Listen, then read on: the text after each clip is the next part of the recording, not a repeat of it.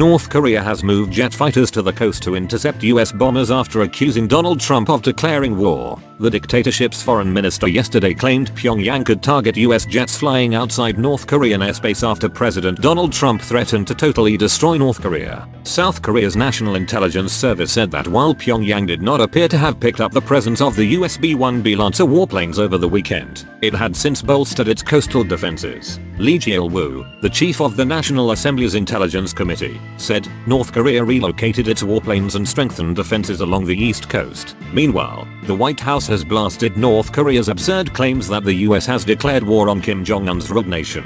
US spokeswoman Sarah Huckabee Sanders said, "We have not declared war against North Korea, and frankly the suggestion of that is absurd." Speaking outside his New York hotel yesterday, North Korea's Ri Yong-ho said, "Trump claimed our leadership would not be around much longer. He declared a war on our country. All the member states and the whole world should clearly remember it was the United States that first declared war on our country," he added. "Since the United States declared war on our country, we will have every right to take countermeasures, including the right to shoot down US strategic bombers even when they are not yet inside the airspace border of the country." Ri referred to Trump's recent tweet that said, "Just heard Foreign Minister of North Korea speak at UN if he echoes thoughts of Little Rocket Man. They won't be around much longer." The North Korean diplomat responded, "The question of who will be around much longer will be answered then."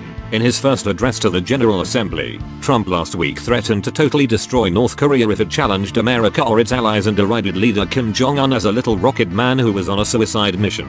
In his brief address to reporters before heading to the airport, Ri said the international community had hoped the war of words between the DPRK and the United States not turn into real actions. The North Korean nuclear crisis has dominated this year's gathering of world leaders at the UN amid fears that the heated rhetoric could accidentally trigger a war. North Korea in recent weeks detonated its sixth nuclear bomb and has test-fired intercontinental missiles, saying it needs to defend itself against hostility from the United States and its allies. During his address to the General Assembly on Saturday, Ri launched a personal attack on Trump, calling him a mentally deranged person full of megalomania. Just hours before he took the UN podium, US bombers flew off the east coast of North Korea, the furthest north of the demilitarized zone that any US aircraft has flown this century. The Pentagon said the mission was a demonstration of US resolve and a clear message that the president has many military options to defeat any threat. Trump's threat to destroy North Korea made our rockets' visit to the entire US mainland all the more inevitable, Ri said on Saturday.